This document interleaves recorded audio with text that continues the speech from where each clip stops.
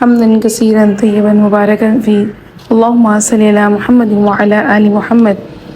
اللہ تعالیٰ قرآن پاک کی ایک صورت کی آیت میں فرماتے ہیں لَقَدْ خَلَقْنَا الْإِنسَانَ فِي أَحْسَنِ تَقْوِيمٍ، بلا شبہ یقیناً ہم نے انسان کو سب سے اچھی بناوٹ میں پیدا کیا۔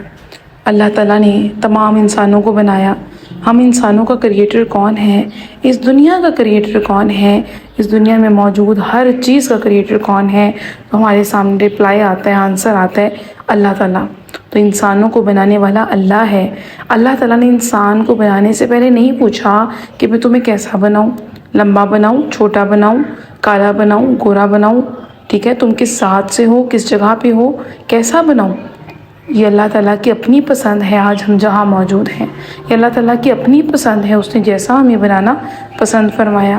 ایک ہی گھر میں 6 بہن بھائی، 4 بہن بھائی، سب ایک دوسرے سے ڈیفرنٹ، سب کی ناک ڈیفرنٹ، سب کی آنکھیں ڈیفرنٹ، کچھ مشابہات ایک دوسرے سے ہوتی چلی جاتی ہیں۔ تو ہم کیا دیکھتے ہیں، اس دنیا میں کروڑوں انسان ہیں، کروڑوں انسان ہیں اور سب ایک دوسرے سے ڈیفرنٹ۔ ہر ایک کا فنگر پرنٹ ڈیفرنٹ، ہر ایک کا تھم پرنٹ ڈیفرنٹ، ہر ایک کا آئی پرنٹ ڈیفرنٹ، ہر ایک کے جو ہے نیلز ٹائپ ڈیفرنٹ، ہر ایک کے بالوں کا سٹائل ڈیفرنٹ، کسی کے کرلی، کسی کے اسٹریٹ، کسی کے رنگت میں ڈیفرنس۔ تو یہ جب بنانے والا اللہ، جب اللہ نے بنانے سے پہلے ہم سے پوچھا ہی نہیں کہ میں تمہیں کیسے بناؤں، اللہ کو ہم جیسے پسند تھے اس نے ہمیں اس دنیا میں بنا کر بھیج دیا۔ تو اللہ رب العزت نے ہمیں بنایا، تو لہٰذا اس بات سے کوئی فرق نہیں پڑتا کہ کوئی کسی کے جسم پر، چال چلن پر، آواز پر یا کسی بھی بات پر جو ہے وہ کوئی بات کہہ دے۔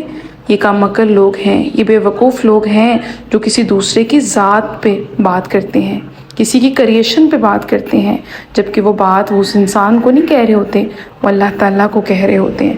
جو بھی مذاق اڑائے وہ یاد رکھے آپ کی ذات پہ ظلم نہیں ہو رہا، جس کا مذاق اڑایا جا رہا ہے وہ اللہ کی تخلیق میں نقص نکال رہے ہیں، اور اللہ کی تخلیق میں نقص نکال کر وہ اپنے اوپر ظلم کر رہے ہیں، اللہ کو سخت ناراض کر رہے ہیں۔